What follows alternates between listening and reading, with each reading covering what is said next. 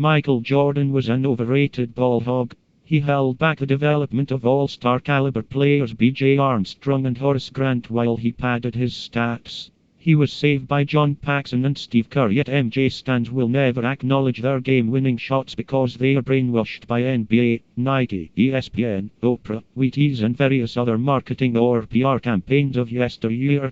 MJ was a highlight machine cash cow for the corporate elite. MJ today would be DeMar DeRozan with Spencer Dinwiddie athleticism. MJ was humiliated in a game of one-on-one versus a 5-foot investment banker. Any wonder he tried to bully his own teammates? MJ had 4 points on 1 of 11 shooting in an Olympic game.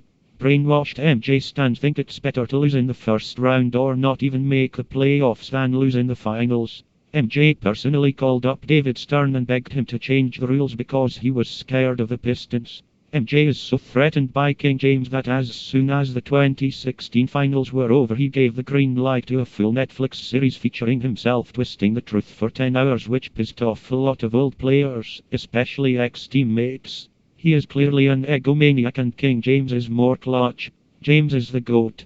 Also 1-9. No pit no chip. MJ stans have conveniently wiped the Orlando choke job from their memory. Good D. Nick Anderson.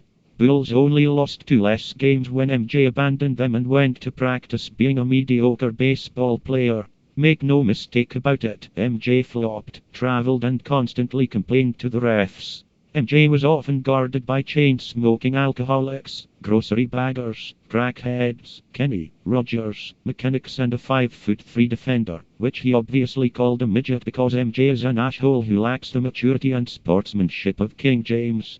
After the infamous flu game, delusional MJ stans seriously floated a conspiracy theory alleging that Michael was poisoned by a pizza maker. You can't make this shit up.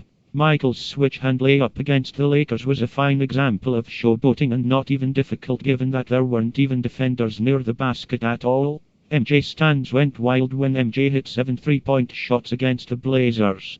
MJ shrugged his shoulders as if he did not know how the shots were going in. Wow, amazing. King James, the best driver of all time, makes 7 3-pointers on a regular basis and MJ stans are completely silent. Makes you wonder. MJ only shot better than mediocre from 3 after they made the 3-point line shorter. Meanwhile, King James consistently hits 3-point shots from nearly half court. Gary Payton had a harder time guarding John Stockton, who averaged 13 points per game. Let that sink in. Once the legends of the era retired, MJ won in a weakened league deflated by mediocre expansion teams. GOAT King James beat prime dynasties. Emerging young star Jerry Stackhouse minutes were taken by a selfish 39-year-old ball hog in Washington. Allen Iverson broke Michael's ankles during their first encounter. MJ as a team owner has no eye for talent. MJ at times sported a Hitler moustache. No really. A Hitler moustache.